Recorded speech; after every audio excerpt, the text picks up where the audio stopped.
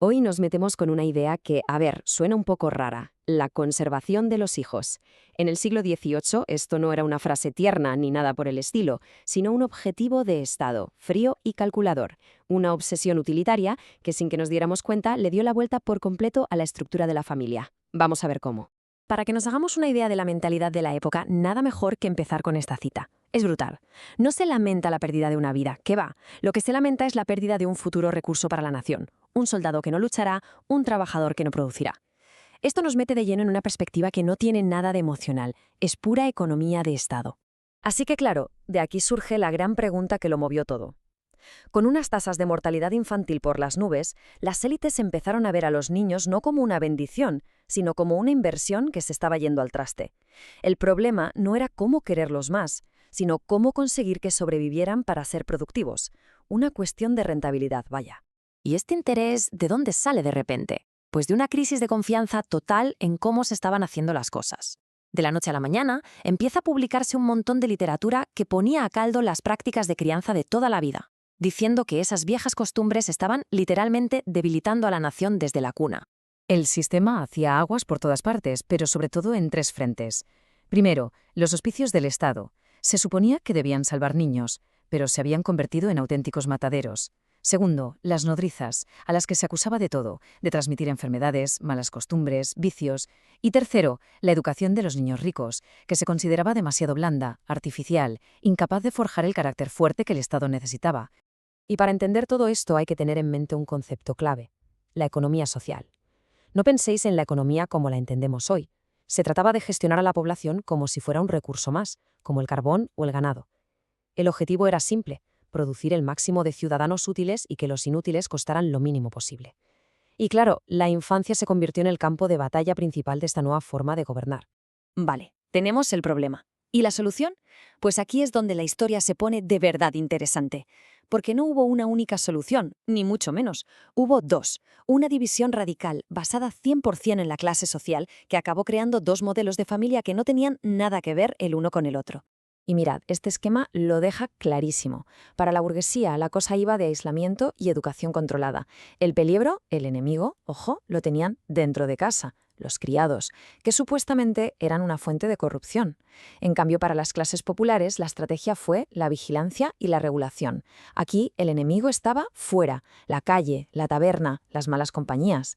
Dos amenazas, dos modelos de familia para combatirlas. Venga, vamos a meternos primero con la familia burguesa, a ver cómo se aplicó su estrategia. Para ellos, la gran herramienta de cambio, la palanca que lo movió todo, fue la medicina. El conocimiento médico dejó de ser algo de hospitales y entró de lleno en la casa para reorganizarla de arriba a abajo. Y así se forma una alianza nueva y superpoderosa. Por un lado, el médico, con toda su autoridad científica que dice lo que hay que hacer, normas de higiene, de cuidado, y por otro, la madre, que se convierte en su agente dentro de casa, la que se asegura de que todo se cumpla.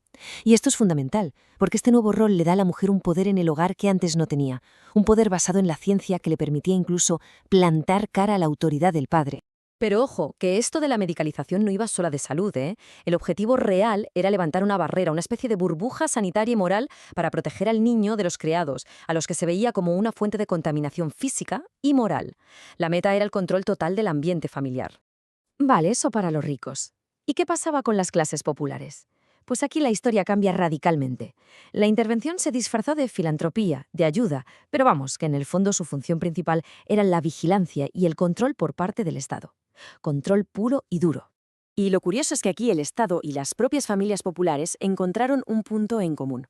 A las familias les preocupaba el qué dirán, el honor, los hijos ilegítimos que los chavales echaran a perder, y al Estado pues le preocupaba exactamente lo mismo, pero lo llamaba de otra forma: despilfarro de fuerzas vivas, o sea, futuros trabajadores que se estaban perdiendo. Y de ahí nació una alianza para imponer el orden. Y esto no eran solo ideas, ¿eh? Se crearon instituciones para ello.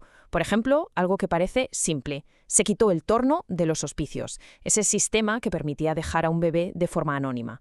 Al obligar a las madres a identificarse, se pasaba de la caridad anónima a la vigilancia directa. Se acabó el anonimato. Las nuevas sociedades protectoras no solo ayudaban, sobre todo fichaban y controlaban a las familias pobres. Entonces, ¿a dónde nos lleva todo esto? ¿Cuál es el resultado final de estas dos estrategias tan distintas? Pues nada menos que la creación de dos tipos de familia, con roles diferentes y hasta con casas diseñadas de forma distinta para cumplir su nueva función social. Mirad, esta tabla lo resume todo de un vistazo. La familia burguesa se atrinchera en su casa santuario para luchar contra el enemigo de dentro, y ahí la mujer es la gestora de la salud. La familia popular, en cambio, se convierte en una pequeña fortaleza contra el mundo exterior, y la mujer pasa a ser la guardiana de la moral, del marido y de los hijos. Y es que la cosa llegó hasta el diseño de las casas. Fijaos qué fuerte.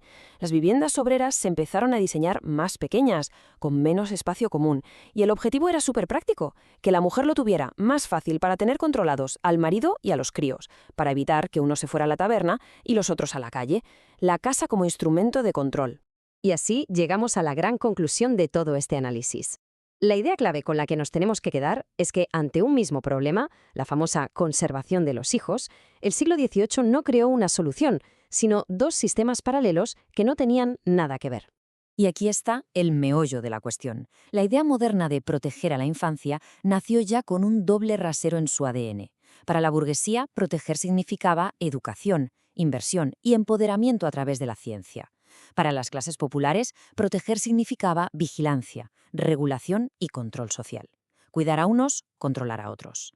Y claro, esto nos deja con una pregunta flotando en el aire. Este modelo doble, ¿qué diferencia entre el apoyo para unos y la vigilancia para otros? ¿De verdad ha desaparecido? O, por el contrario, podemos encontrar todavía sus ecos en cómo funcionan las políticas sociales y familiares hoy en día. Ahí queda la pregunta.